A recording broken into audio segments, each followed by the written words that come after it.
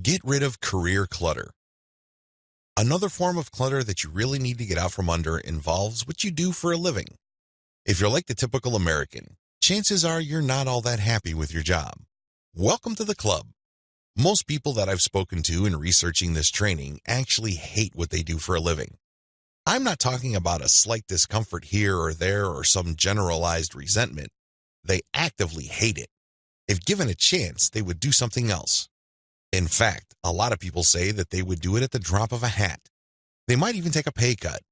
That's how strong their discomfort is with the things that they do for a living. Believe me, this is really a big source of clutter. If you go to a job that feels like daily humiliation, what effect do you think that would have on the rest of your life? It's not going to remain hermetically sealed. It's not like you kind of enter this super sanitized antiseptic chamber for 8 hours, and then you get out of it to enjoy the rest of your life. It's not like what you do in those 8 hours and your mental state before, during, and after those 8 hours will not have an effect on the rest of your life. It obviously does. A lot of family abuse actually arises from this. For example, a father is unhappy with his career. Don't be surprised when he's not a very forgiving person as far as his kids or his wife are concerned. The same applies to the mom and the kids. They're not happy with school. That's going to produce turbulence across the board. It may impact their relationship with their parents. So how do you get rid of career clutter? How do you work around this sense of animosity, fear, or ambivalence you have about the things that you have to do to put food on the table? Here are just some suggestions. Again, I'm not cramming an answer down your throat. You just have to pick and choose among these. Tweak them for them to make sense to your particular situation. Choose to love what you do. The first thing you can do is to go to work with the clear objective of loving what you do. You know what you normally feel about your job. This is not a mystery. But starting at a certain date, I want you to consciously find the enjoyment, meaning, and value in what you do. Savor it. Celebrate it. Embrace it. Allow yourself to feel good about the things that you do. Believe it or not, finding passion in what you're currently doing for a living is actually easier than you think.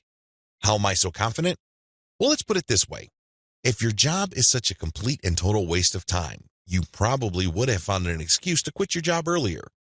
If it really burns you, or if it really is such a black hole in your life, you would have found the will and the strength to quit your job earlier. You would have been able to do that, but you're still there. I discovered this when I worked for an insurance company, and I had this friend who walked in, and he would just bitch about his job all day, every day. As he was shuffling the papers, seeing the clients, looking through the manuals and procedure books, he would just complain all day, every day. Well, sure enough, the company went through a reorganization, and there were several months where supervisors as well as management staff were actively evaluating everybody in terms of termination or early retirement. What do you think my friend's reaction was? That's not what you think. If he really hated this job, he would have been excited about the possibility that he may get retrenched because it comes with a nice fat lump sum as well as retirement benefits.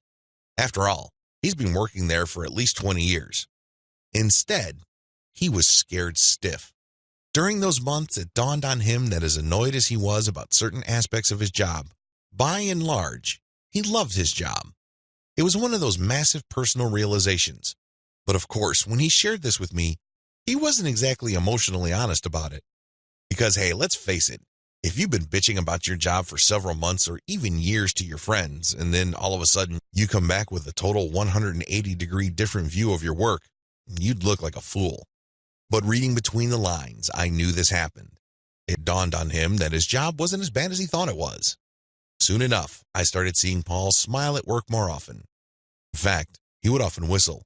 He didn't get retrenched, but the possibility of being let go finally woke him up to what exactly made him show up to work for well past 20 years. If you are in a job that you feel is a dead end, sucks up your soul, or otherwise feels corrosive, I want you to stop and think about what activities you engage in at work that keep you coming back. Like I said, finding passion in what you're doing is easier than you think. At least one activity gives you enough passion to want to come to work day after day, week after week, month after month. Find that. It may have something to do with autonomy.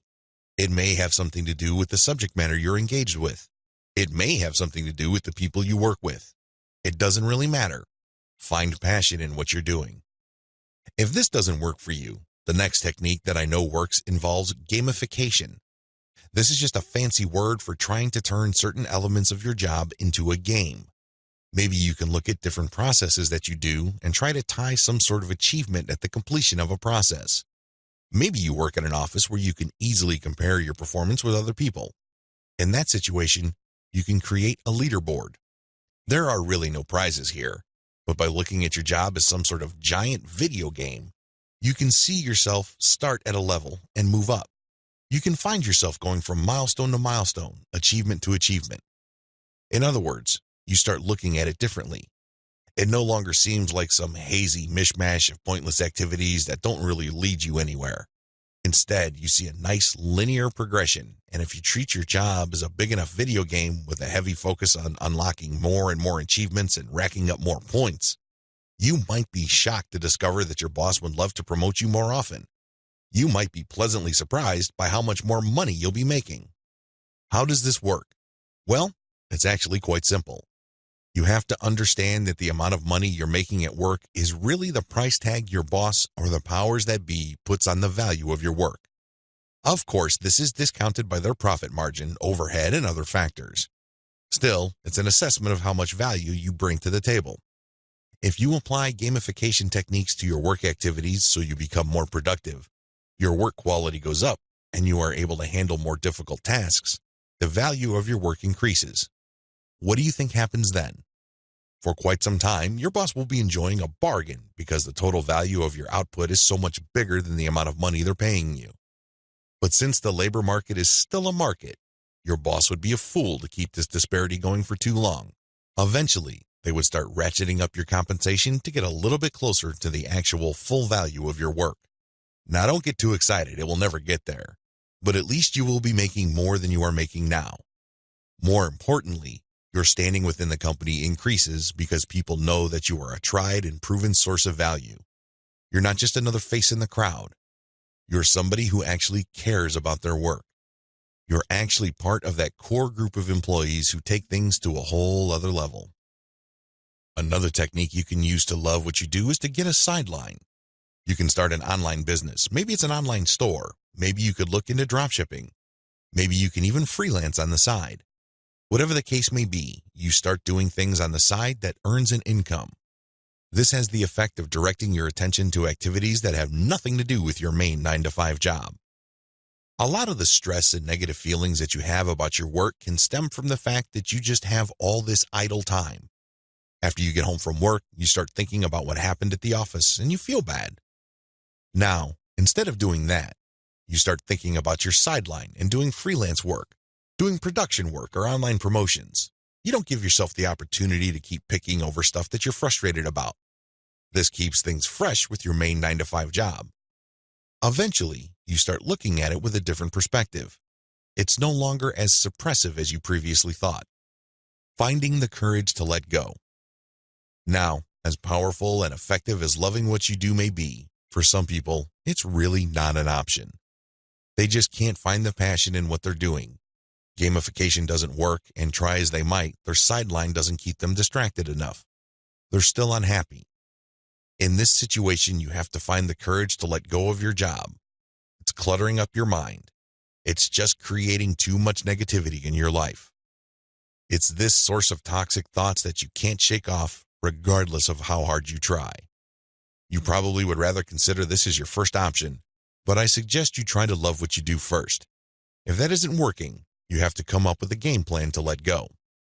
Don't play the game the way most other unhappy employees do. They reach a point where the straw broke the camel's back and they put in their 2 weeks' notice. Instead, set your resignation or retirement date at a comfortable point in the future. Ease into it. For example, you can say to yourself, okay, I'm unhappy with this job. It's not really leading me anywhere. It's causing a lot of problems. I'm going to quit, but I give myself 2 years or 1 year. Whatever the case may be, you have to give yourself a nice cushion. One practical effect of this is that you know that at some point in time, your income is going to drop because you're going to quit your job. This pushes you to plan better, so this way, whatever money you save, you can invest. You can manage your resources better. You're not putting yourself in a situation where the date all of a sudden appears and you just have to quit and your income drops like a rock. Then get so desperate that you find another job that is similar enough to your old job that you become miserable again. Your career tragedy repeats itself over and over again. Don't do that. Ease into it. You have to set that date, but here's the secret. Once you set that date, stick to it. That's how you make progress. Unfortunately, a lot of people try to set up false ultimatums to themselves. My friend Paul, that I described earlier, did this all the time. He'd often say to me in frustration, "That's it, man. In 6 months, I'm going to leave." Then he would give me a date and say, "Mark my words, when that date comes, I'm out of here." Sure enough, that date came and went, and he's still there. He's still bitching, still complaining, and life went on. You have to set a date when you will take that leap. When you do this, you push yourself to plan ahead. You start putting away money, creating a reserve, and most importantly, you start setting yourself up for a soft landing. Maybe you can start an online business. Maybe you can get a job search going that leads to much better work. Whatever the case may be, you use that deadline to push you into action. It's not just like some sort of mental or emotional bookmark. That's how Paul handled deadlines. That's why he didn't get far. Set a date and stick to it. Unleashing the power of passive online income. Regardless of whether you stay with your job or you are planning to transition to self-employment, you might want to consider setting up a passive online income business. This involves creating an online asset that you work really hard to build up. But the good news is you work once, but the income keeps coming. You work once and earn many times. Now don't get too excited. This doesn't mean that there's absolutely no further work involved. Such systems don't exist, believe it or not. Despite all the hype that you have heard, there's no such thing as a complete set-it-and-forget-it income system or online income machine. There's still going to be some sort of work involved, but it's not going to take up so much time like an active job. The big difference between a passive income and an active job involves having to work to earn. With active income, no work means no pay. With passive income, you can work to build up the asset, stop working, and still generate an income. That's where you need to be, because when you stop working on one asset, you can build another asset and another one after that, and before you know it, the little trickles of online income add up to a nice river of revenue that can not only exceed your 9-to-5 income, but give you a tremendous amount of freedom. How come? Well, you build them up once to get them going, and you don't have to babysit them. You don't have to work to earn, unless, of course, you get into freelancing, which is really just like working a 9-to-5 job, but on your own terms and timeline. The core of dynamic freelancing is still similar to active income. You still have to perform work for you to get paid. You stop working, you don't get paid. Essentially, you're selling your time. With passive income, you put in the time once, and then the system produces revenue on its own. You don't have to babysit it, so you can set up other systems. If you're able to successfully set up passive online income streams, you can lead a digital nomad life. There are many bloggers out there who jump from one country to the next. They take on many different hobbies. They let the world know what they're up to with their Instagram account or their blogs. They're able to do this, of course, because of passive income. Their blogs make money through advertisements. Their Instagram accounts make money through sponsorships. You can be one of those digital nomads. I've already revealed the secret here. You should disabuse yourself of the idea that there's this one massive way to make money online. I'm sorry, but unless you are thinking of building a startup, that's just not going to happen. And usually when you build a startup, you basically trade your life for the business. Startups require a lot of time, and there's really no indication that the startup would succeed as how much time, effort, and mental energy they take. Instead, I'm talking about building up small, passive income streams, and these assets' incomes are fairly humble. You don't really make all that much. But the good news is when you create many of them, these streams add up to quite a bit of money. This is especially true if you get into e-commerce by building your own dropshipping store. If you want to totally own your time and enjoy a tremendous amount of personal and financial freedom, look into earning from internet-based assets.